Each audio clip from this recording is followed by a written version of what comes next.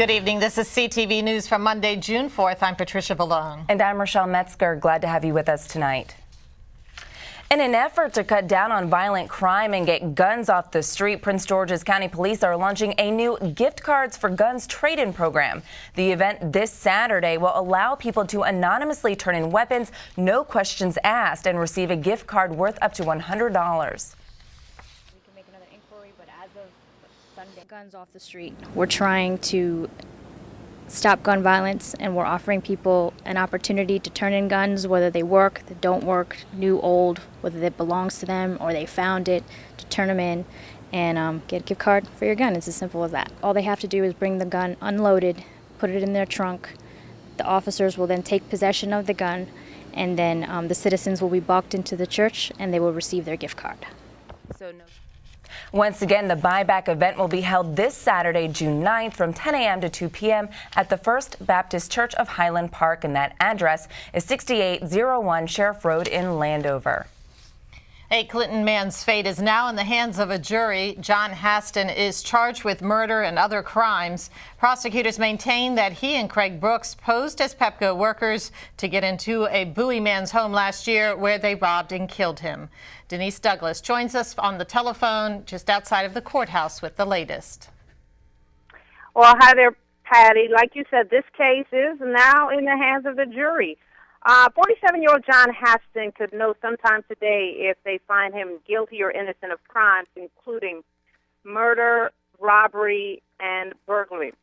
This case, as you well know, shocked the upscale Bowie community where it happened, not only because it was brutal, but the fact that it happened there in a place most consider safe. Now, Haston and Craig Brooks are accused of posing, as Pepco employees and going into David Williams' home to rob and kill him last year. Brooks already pled guilty in the case. Haston's attorney, though, has maintained that it's a crime of mistaken identity and that the victim's fiance, a key witness in this case, didn't really see him on the day of the crime and therefore can't really identify him and place him at the scene. On the other side of the coin, prosecutors say she has been able to identify him clearly on numerous occasions. So that's mainly what jurors are going to be looking at, in addition to obviously the crimes and what he's charged with. Again, it's in their hands at this point. We're waiting for a verdict and also waiting to get reaction from the state's attorney's office and possibly from the family members who are clearly throughout all of this very much moved. So that's where we are at this point. I'll go ahead and toss it back to you in the studio. All right. Thank you, Denise. And in a similar home invasion case in Anne Arundel County, Craig Brooks was sentenced to 25 years in prison without parole in April. Well, it was a wild weekend in the state when it comes to weather. The National Weather Service says that 9 tornadoes touched down in Maryland as storms came through on Friday. Here you see a picture of one. 3 of the twisters hit Montgomery County, while the 6 others touched down in Prince George's, Anne Arundel, Harford, and Howard and Carroll counties. The storms knocked out power to thousands, but crews have restored electricity.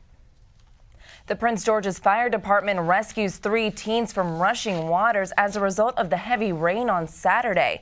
Crews responded to the 38th Street Bridge in Mount Rainier after a call from a witness. When fire officials arrived, the teens were stranded near a concrete bridge support with water levels rising steadily. The rescue took about an hour.